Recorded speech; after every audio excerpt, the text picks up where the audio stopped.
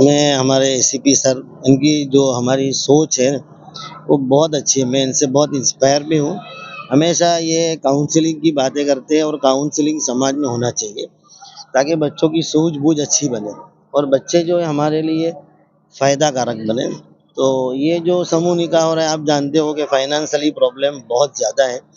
हमारे सर्वे के मुताबिक इतने सारे घर हैं जिनके पास लाइट बिल भरने के पैसे नहीं होते और ये बच्चियाँ जो है चाहती है कि हमारा भी निकाह अच्छे से हो, लेकिन माँ-बाप या तो नहीं होते हैं या होते हैं तो कैपेसिटी नहीं होती है, तो वो अंदर ही अंदर सिसकती रहती है कि मेरा भी कोई अच्छी जगह निकाह हो और अच्छे से हो। तो भोलू बापू, हमारे अमीन भाई और इन तमाम की हाज़िरी में ये दुल्हनों के लिए बहुत खुशी का मौका है कि इनको इतना बड़ा स्टेज मिला है जो ये खुद भी नहीं कर सकते हैं। इसलिए मैं बहुत मुबारकबादी पेश करता हूँ और ऐसे समूह निकाह हमारे होते रहे और हमारे ऐसे मेहमान यहाँ पर तशरीफ़ लाते रहे तो हमारा काम और आगे बढ़ेगा। बहुत बहुत मुबारक हो भोलू बापू को और इनकी टीम को। સૌથી પહેલાં તો હું મન સફા તન સફા લપ્પે હો યા મોહમ્મદ મુસ્તફા સલ્લલ્લાહુ અલૈહિ વસલ્લમ. હવે હું કહું છું કે જે આ પ્રોગ્રામ થયો છે મસ્તાન બાવા કમિટી તરફથી તારીફે કાબિલ છે અને દરેક સમાજે આવી રીતના આવા પ્રોગ્રામો કરવા જોઈએ તાકે ગરીબ લોકોનું પ્રસંગ સચવાય અને જલ્દીથી આ લોકોને આગળ આવવાનો મોકો મળે એ કોશિશ કરવી અમારા બધાની જરૂરત છે.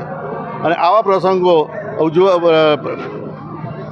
સમાજમાં આગળ આવે અને દરેક વ્યક્તિ એકબીજાને મદદ કરીને આ પ્રોગ્રામો થાય એવા કોશિશ કરે.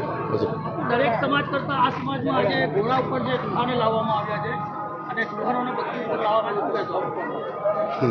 હવે એના ઉપર ટિપ્પણી ના થાય પણ જે થયું છે એ સારું થયું છે.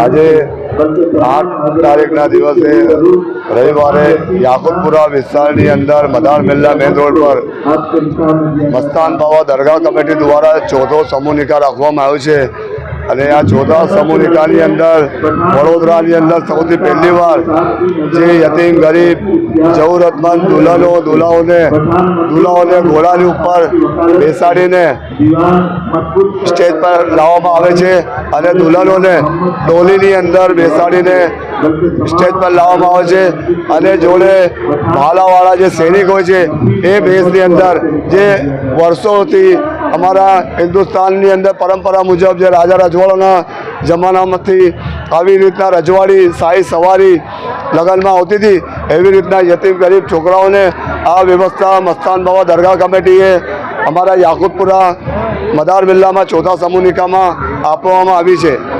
અને આ પ્રોગ્રામની અંદર હુસેન ખાન પઠાણ, સાજિદ બિલ્ડર દિવાન, જાવેદ સેમ સલૂન, લાલુ દિવાન અને અમારા વિસ્તારના તમામ લોકોનું સાથ સહકારથી આ સમૂહ નિકાહ કરવામાં આવ્યું છે.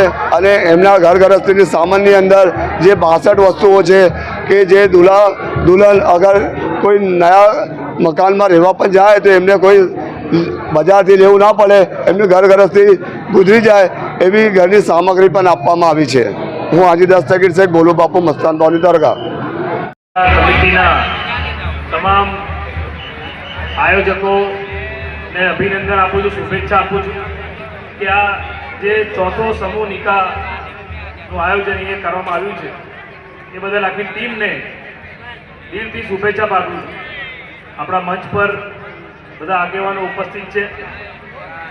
ભોલા બાપુનું આમંત્રણ હંમેશા આવતું જ હોય છે અને અમે આવીએ જ છે. જાવેદ બાપુ પણ બેઠા છે અને બધા મિત્રો આપણા સ્પાર્ક ટુડે ન્યૂઝ ચેનલના સુજલ એડવર્ટાઇઝમેન્ટના મેઇન CMD એવા આદરણીય પરેશભાઈ શાહ સાહેબ, વેપારી એસોસિએશનના પરેશભાઈ, રમેશભાઈ, બધા જ આગેવાનો અહીંયા ઉપસ્થિત છે. બધાના નામ લખીએ તો મંચ પર ઉપસ્થિત તમામ મહાનુભાવો અને અહીંયા મોટી સંખ્યામાં જે નિકાહનો જે આ કાર્યક્રમ છે સમૂહ નિકાહનો એમાં બધા ફેમિલી મેમ્બર્સ, પરિવારના સભ્યો. ઇસ્લામ